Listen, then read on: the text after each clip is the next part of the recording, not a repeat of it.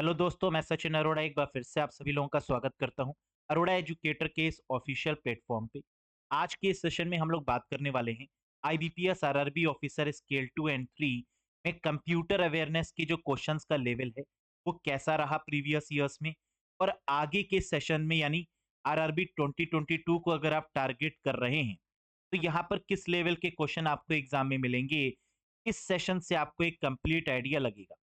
जो क्वेश्चंस हम यहाँ पर डिस्कस करेंगे उससे आप इवेल्युएट करिएगा कि आप कितने स्कोर कर पा रहे हैं।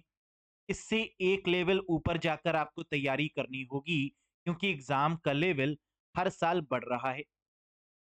तो चलिए डिस्कस करते हैं, हैव अ लुक। बाकी आपने कितना स्कोर किया ये भी आप मुझे कमेंट बॉक्स में कमेंट करके जरूर बताइएगा। चलिए देखते हैं।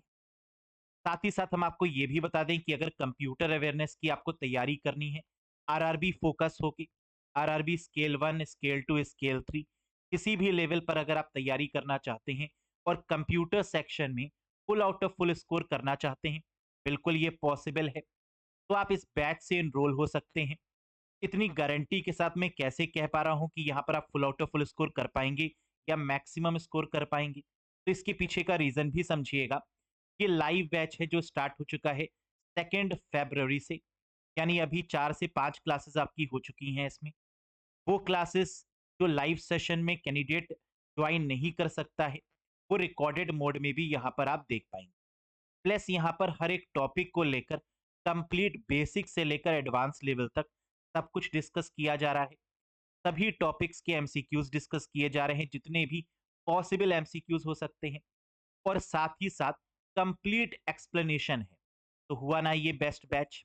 बाकी यहाँ पर रिवीजन भी होगा, टेस्ट भी होंगे, डाउट सेशंस भी हर संडे को कंडक्ट किए जा रहे हैं, जहाँ पर आप लाइव सेशन में तो अपने डाउट को पूछ पाएंगे। साथ ही साथ अगर स्पेशल सेशन में अगर आपको कोई भी डाउट है तो वो भी हम आपके रिजॉल्व कर रहे हैं।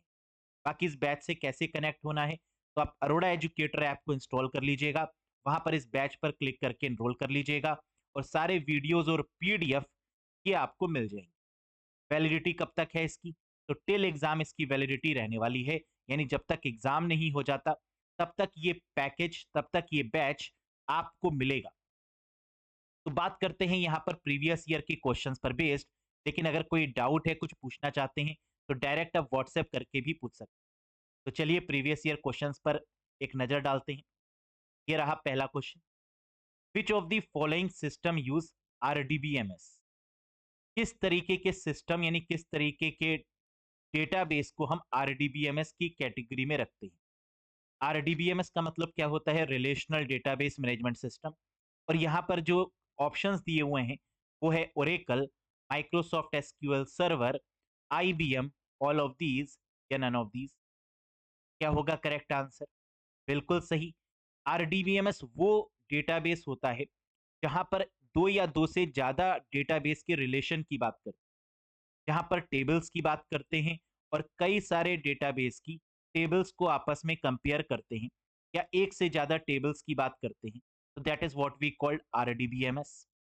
तो ये सभी आपके आरडीबीएमएस पैकेज हैं। तो आंसर क्या होगा? ऑल ऑफ दीज हो। नेक्स्ट देखिएगा। Which of the following is generally used for performing tasks like creating the structure of the relation, deleting the relation? कह रहा है डेटाबेस में स्ट्रक्चर को क्रिएट करना और डिलीट करना रिलेशन को, ये किसकी मदद से किया जाता है? बहुत आसान सा क्वेश्चन है, बताइए। DML, query, relational schema, DDL या फिर ऑल ऑफ दीज? तो यहाँ पर हम देख पा रहे हैं कि हमें डेटाबेस के रिलेशन को क्रिएट करना है।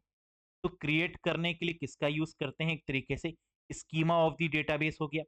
और यहाँ पर हम बात कर रहे हैं बिल्कुल सही डीडीएल के बारे में, डेटा डेफिनेशन लैंग्वेज के बारे में। तो that is the correct one.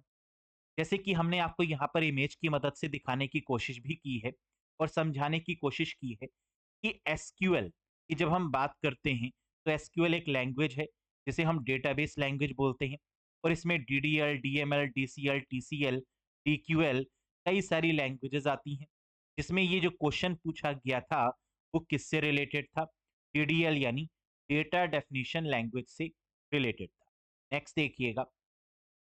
A small text file created by a website, एक छोटी सी टेक्स्ट फाइल है, छोटी टेक्स्ट फाइल है जो कि वेबसाइट के द्वारा क्रिएट की जाती है, या हम कहें जिसको सर्वर के द्वारा क्रिएट किया जाता है, that is stored in the users computer temporarily for that session is called, और जिसको सर्वर के द्वारा क्लाइंट के कंप्यूटर में टेम्परेरली स्टोर करवा दिया जाता है, ऐसी शॉर्ट या स्मॉल टेक्स्ट फाइल को क्या बोलते हैं?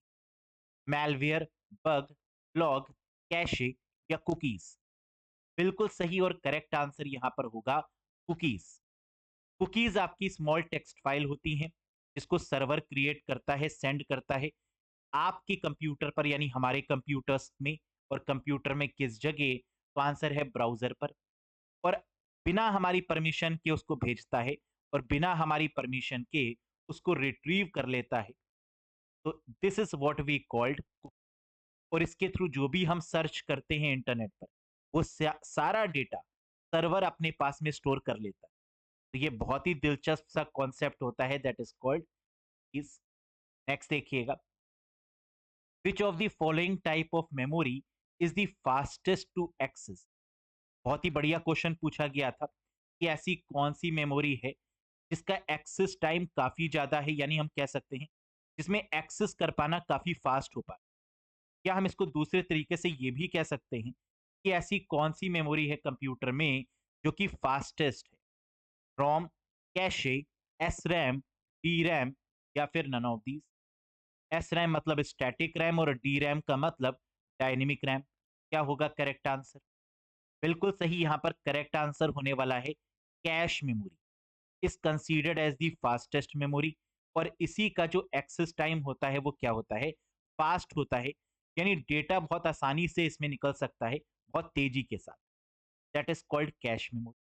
नेक्स्ट देखिए, which of the following components of CPU is responsible to direct the system to execute the instruction?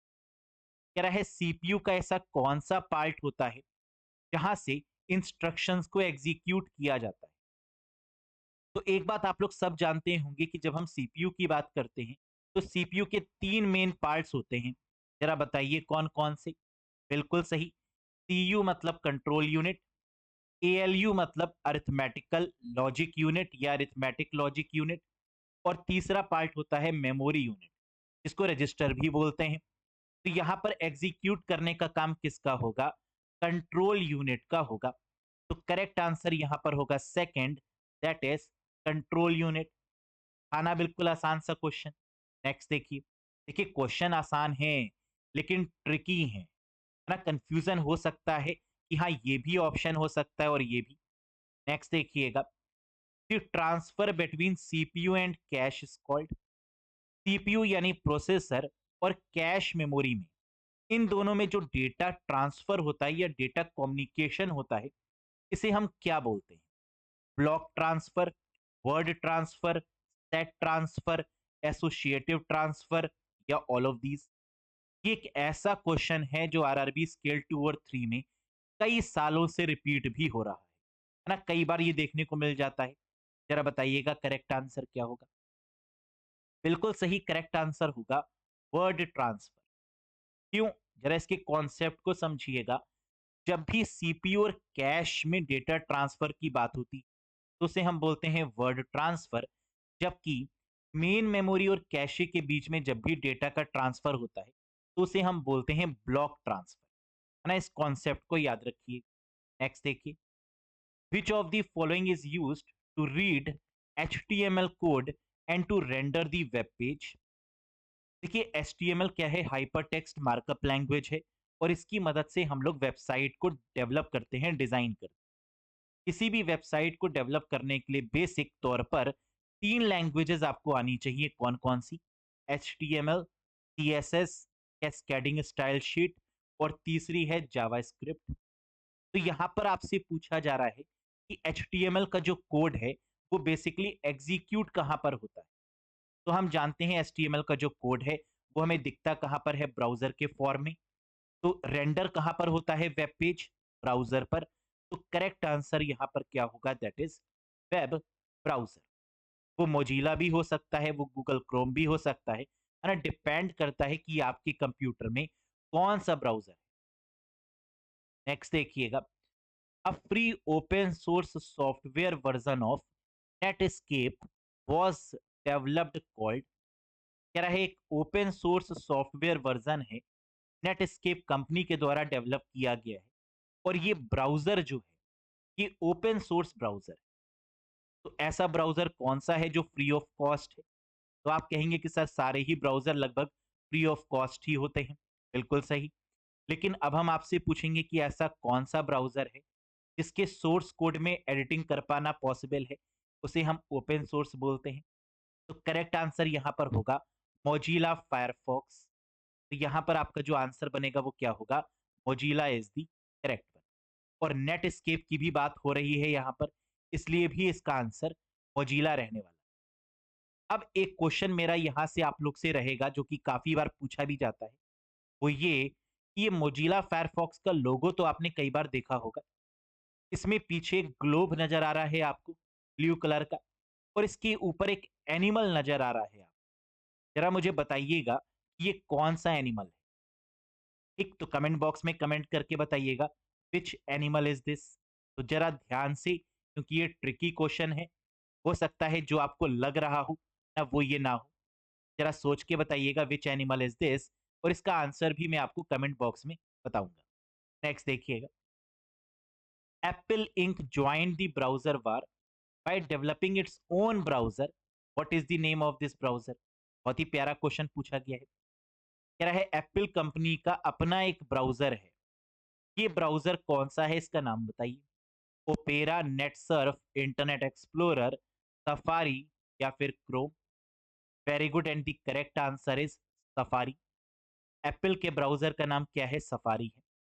Next देखिएगा, which of the following is an Indian web browser? अब browser की बात चल रही है और इससे बैक टू बैक एक और क्वेश्चन देखने को मिला।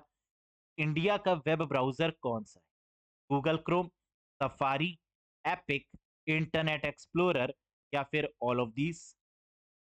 Excellent one, and the correct answer यहां पर होगा Epic. Epic is considered as the web browser belongs to India. Next one, when you create first presentation file in MS PowerPoint, what will be the default file name? देखो power point से question पूछा गया है और कह रहे हैं कि अगर एमएस पावर पॉइंट में जब आप कोई प्रेजेंटेशन बनाते हैं तो जो उसका फाइल नेम होता है बाय डिफॉल्ट वो क्या होता है? Power point one, presentation one, slide one, present one, या फिर से स्लाइड वन है, कोई बात नहीं, बताइए क्या होगा करेक्ट आंसर? बिल्कुल सही, करेक्ट आंसर यहाँ पर होगा प्रेजेंटेशन वन। तो आपने शायद ऑब्जर्व किया हो, अगर आपने पावर पॉइंट पर काम किया हो, कि फाइल नेम तो हम चेंज कर सकते हैं, लेकिन जो बाय डिफॉल्ट फाइल नेम होता है वो क्या होता है? प्रेजेंटेशन वन होता है। नेक्स्ट देखिएगा, which enable us to send the same letter to different person? RRB scale और स्केल 2 और 3 लेवल पर पूछा जाने वाला बहुत ही इंपॉर्टेंट क्वेश्चन है। इनफैक्ट बहुत ही इंपॉर्टेंट टॉपिक है, और यहाँ से जो क्वेश्चन है वो स्केल 1 में भी पूछा जाता है, स्केल 2 में भी और स्केल 3 में भी। तो ये टॉपिक ही बहुत इंपॉर्टेंट है। क्या है ये? एक ही लेटर अगर आपको डिफरेंट पर्सन्स को भेजना है, एमएस वर्ड में एक फीचर होता है that is called mail merge, जिसके थ्रू हम भेज सकते हैं। मेलिंग टैब में जाकर ये फीचर हमें देखने को मिलता है, और इसके थ्रू बॉडी सेम रहती है, सब्जेक्ट सेम रहता है, लेकिन जो टू वाला पर्सन, जो टू वाला पार्ट है तो हमें भेजना है, उनकी लिस्ट हम तैयार करते हैं और उनको सेंड कर देते हैं। तो ये मेल मर्ज का जो टॉपिक है ये बहुत अच्छे से पढ़िएगा, क्योंकि यहाँ से 2 से 3 क्वेश्चन तक एग्जाम में देखने को मिलते हैं, है ना। इसके प्रैक्टिकली करके देखिएगा तो आपको ज्यादा समझ में, बहुत ही इंपॉर्टेंट टॉपिक है। Which PowerPoint view display each slide of the presentation as a thumbnail and is useful for rearranging the slide?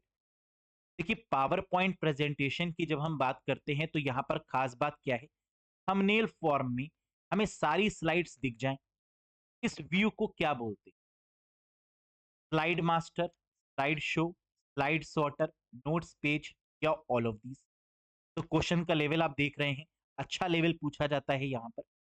Correct answer होगा that is called slide sorter view.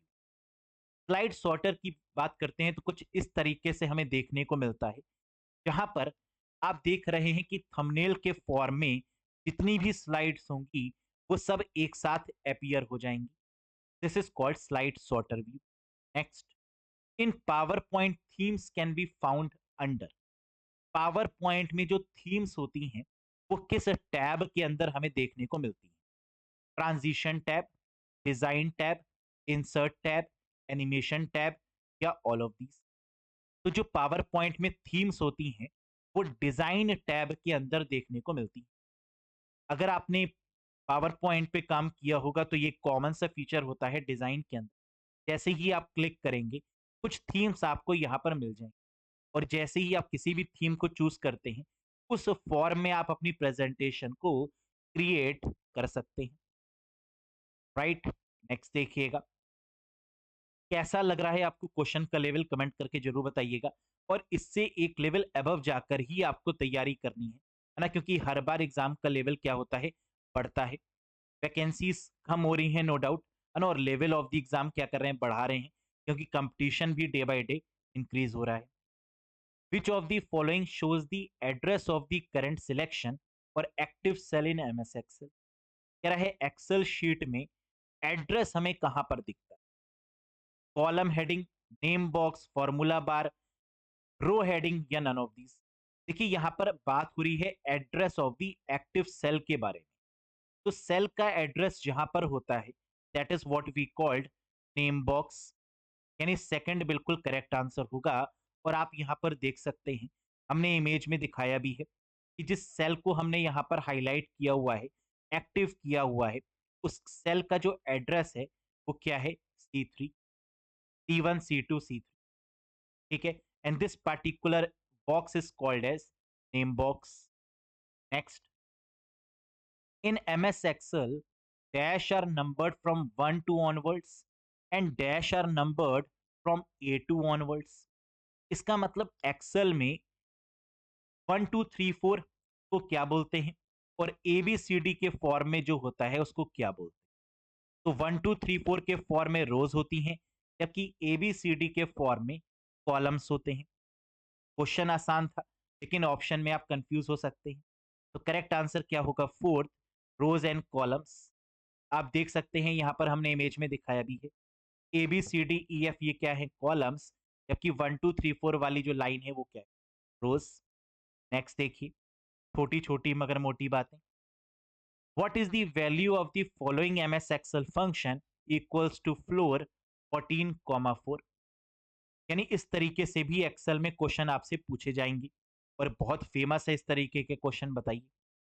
देखिए इस तरीके के क्वेश्चन को करने के लिए हमें देखना होगा कि हमें फ्लोर गिवन है या सीलिंग। फ्लोर के केस में जो वैल्यू होती है वो कम आती है गिवन वैल्यू से, जबकि सीलिंग के केस में वैल्यू ज्यादा आती है गिवन वैल्यू से। तो यहाँ पर गिवन है 14, इसका मतलब जो वैल्यू यहाँ पर हमें मिलेगी वो 14 से कम होनी चाहिए। और इसको हम करते कैसे हैं, 4 की टेबल पढ़ते हैं, और तब तक पढ़ते हैं जब तक 14 से कम वाली वैल्यू हमें ना मिल जाए। तो 4 1 जा 4, 4 2 जा 8, 4 3 जा 12, 4 4 जा 16। रुकिए जनाब, ये ज्यादा हो गया। तो 4 3 जा 12, 12 जो हमें मिला that is called the floor result. Answer होगा फोर्थ वन, दैट इज, समझ में आया। वहीं सीलिंग के केस में वैल्यू हमें ज्यादा वाली सिलेक्ट करनी होती है। नेक्स्ट देखिएगा, it can be a software program or a hardware device that filters all data packets coming through the internet, a network, etc. It is known as dash। कह रहा है it can be a software program, ये software में कोई programme हो सकता है, कोई सॉफ्टवेयर हो सकता है, या ये हार्डवेयर डिवाइस भी हो सकती है जो फिल्टर कर रही है डेटा पैकेट्स को जो कि इंटरनेट से आ रहे हैं, जो देख रही है कि डेटा सिक्योर है या नहीं, नहीं है तो उसको रोक देती है।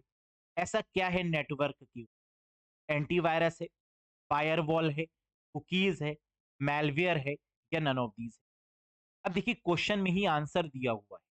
क्वेश्चन में कह रहे हैं कि सॉफ्टवेयर और हार्डवेयर का कॉम्बिनेशन है, ये सॉफ्टवेयर भी हो सकता है, ये हार्डवेयर भी हो सकता है और ये है आपका फायरवॉल। फायरवॉल क्यों? क्योंकि firewall is a combination of hardware and software which protect your data from unauthorised access. जो आपके डेटा को अनऑथराइज्ड एक्सेस होने से रोकता है, that particular device of software is called firewall. Next देखिएगा, which one of the following usually used in the process of wifi hacking. इसका इस्तेमाल हम लोग करते हैं। देखिए ये जो एक क्वेश्चन है, ये आपका आरआरबी स्केल 3 में भी पूछा गया है और स्केल 1 में भी पूछा गया है ना। तो ये भी हो सकता है कि सेम क्वेश्चन को 2 से 3 जगह वो लोग इंसर्ट कर दे ना, ये भी पॉसिबल है जो प्रीवियस ईयर में देखा गया। तो बताइए इसका करेक्ट आंसर क्या होगा? विच one of the following usually used in the process of wifi hacking. Wifi hacking के केस में अगर वाईफाई हैक करना है तो इसके लिए कौन सा टर्म यूज किया जाता है? Air cracking, wire shark, Norton, all of these या नन ऑफ दीज। तो अगर आपको हैकिंग की जरा सी भी नॉलेज होगी तो आप जानते होंगे कि लाइनेक्स ऑपरेटिंग सिस्टम के थ्रू ये काम किया जाता है। काली लाइनेक्स इसके लिए बहुत फेमस है अगर आपको वाईफाई हैकिंग करनी है तो। और यहाँ पर इस प्रोसेस को एयर क्रैकिंग बोलते हैं। क्या बोलते हैं? Air cracking. तो देखिए हमने यहाँ पर कुछ समझाने के लिए आपको लिखा भी है।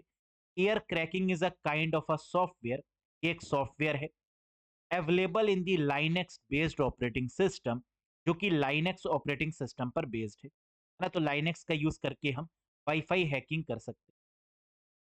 नेक्स्ट देखिएगा, name the open source operating system. Open source operating system का नाम बताइए। ओपन सोर्स का मतलब एक ऐसा ऑपरेटिंग सिस्टम जो फ्री ऑफ कॉस्ट अवेलेबल है, जिसमें एडिटिंग की जा सकती है। ऐसा ऑपरेटिंग सिस्टम कौन सा है? Windows, Mac operating system, Linux, Unix या ऑल ऑफ दीज। बिल्कुल सही करेक्ट आंसर होगा, that is none other than Linux, developed by mister Linus Torvald. This is considered as the one and only one the open source operating system. कई बार Linux ना देकर Android भी दे देते हैं, तो एंड्रॉयड भी एक तरीके का लाइनेक्स बेस्ड ऑपरेटिंग सिस्टम, तो एंड्रॉयड भी आपका करेक्ट हो जाएगा। लेकिन यहाँ पर एंड्रॉयड नहीं है तो हम प्रायोरिटी किसको देंगे? लाइनेक्स को, राइट। तो इस पेंगुइन मैस्कॉट के थ्रू लाइनेक्स ऑपरेटिंग सिस्टम को शो किया जाता है। तो कुछ क्वेश्चंस तो आपने देखे आसान थे, है ना, लेकिन कुछ क्वेश्चन मॉडरेट टू हाई भी थे। तो ये रहता है आपके एग्जाम का लेवल। अभी फिलहाल हमने आउट ऑफ 20 क्वेश्चंस डिस्कस किए आज के सेशन में। मुझे उम्मीद है कि ये क्वेश्चन आपको समझ में आए होंगे। अगर आपको लग रहा है कि ये लेवल हार्ड है कुछ, है ना, और आपको डिटेल्स में पढ़ना चाहिए बेसिक से एडवांस, तो आप बिल्कुल बैच से कनेक्ट हो सकते हैं। बाकी ये सेशन आपको कैसा लगा जरूर बताइएगा कमेंट करके। और मैंने एक क्वेश्चन भी आपसे पूछा था, वो क्वेश्चन था कि मोजिला फायरफॉक्स में जो एनिमल है वो कौन सा है ना। तो ये आप मुझे कमेंट करके जरूर बताइएगा। और इसके साथ साथ अगर कोई भी डाउट है तो कमेंट सेक्शन में आप पूछ सकते हैं, मैं आपके डाउट का रिप्लाई जरूर करूँ। तो that's all for today guys, thank you very much. बहुत जल्द हाजिर होंगी एक नए वीडियो के साथ, कुछ और क्वेश्चंस के साथ। Till then, bye bye and thank you very much.